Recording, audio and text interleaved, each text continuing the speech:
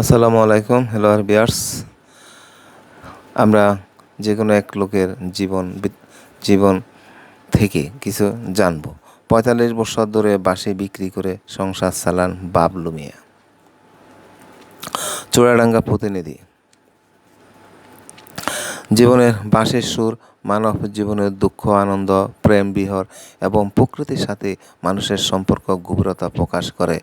তাই বিশ্বকবি রবীন্দ্রনাথ ঠাকুর এক কবিতার সাথে পোড়া দহের বংশীবাদক বাবুলের জীবন যেন এক সূত্রে গাঁথা।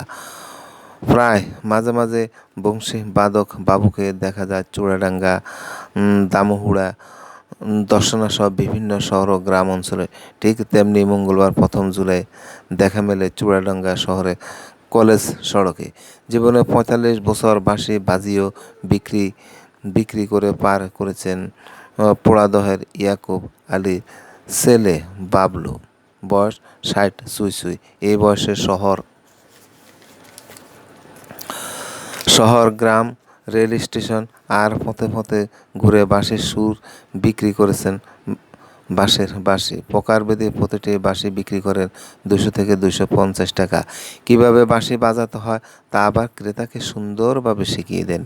সেই ১৫ বছর বয়সে গ্রামের ওস্তাদ ইসরাফিলের কাছে বাবলুর বাঁশি বাজানো শেখা। সেই থেকে সুর ও আয়ত্ত করেছেন কয়েক শত গানের। পল্লীগীতি, বাওয়াইয়া, লালনগীতি, বিচ্ছেদ ও পূর্ণ বাংলা সিনেমা গানের সুরও তুলতে পারেন বাবলু। দীর্ঘদিন পথে পথে বাজারে, রেল স্টেশনে, পার্কে বাঁশি বিক্রি করেন। অনেক সময় বাঁশি বাজিয়েও টাকা পান শ্রোতাদের থেকে। কীভাবে বাঁশি বাজাতে হয় তা আবার ক্রেতাকে শিখিয়ে দেন। আল্লাহ হাফেজ। বাবলু মিয়ার জন্য সবাই আশা করি দোয়া করবেন। সে যেহেতু একটি আমাদের সংস্কৃতি, আমাদের কালচার নিয়ে তার জীবন কেটে যাচ্ছে।